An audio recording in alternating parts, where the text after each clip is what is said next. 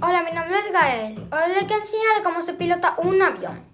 Un avión se pilota con el volante y con la palanca. Los airbags se manejan con palanca y los Boeing se manejan con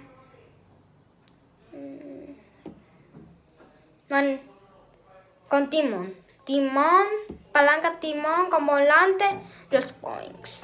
Entonces los aviones se pilotean, lo voy a enseñar cómo. Y aquí tenemos NASA, el avión que va un transportador, arriba va un transportador. Ese es un avión. Los aviones, primero los pilotos tienen que encender los dos motores o los cuatro.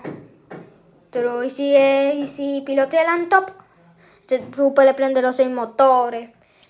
De ahí si están aterrizando, ponen flaps. O que hagan el timón en la palanca, así. Para que el avión gire así y así. Y después, cuando ustedes vean lo que se dice tren abajo, ustedes le dan a así y salen las rueditas. Porque salen las rueditas. Y si le dan tren arriba,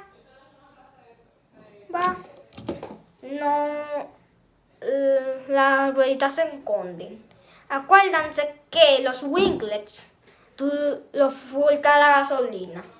Lo que son los winglets, los winglets faltan la gasolina. Y es lo que hace el avión, lo que hace, yo no sé, una antena. Es una antena que está en la ala, mira.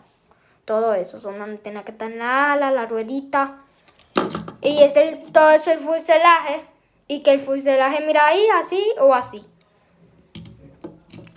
Y entonces la cola que va así. Y que dale, remember, si quieren hacer vuelta, dale a eso. Lo que ustedes encuentran ahí en la cabina del piloto, hacen así o así. Y si están manejando otro avión que se maneja así, ustedes dale el volante. Los aviones tienen cola, acuérdense mover la cola. Y antes de despegar, que pongan gasolina, remember, los pilotos ponen gasolina a su avión cuando va a despegar o cuando va a despegar. Y entonces lo que hacen los aviones, que fulcan la gasolina, así es. Yo les quiero decirle algo. No todos los aviones no se pilotean con palancas. Solamente los Airbus. Se manejan con palanca los Airbus y los Boeing con timón. Así se maneja cada avión.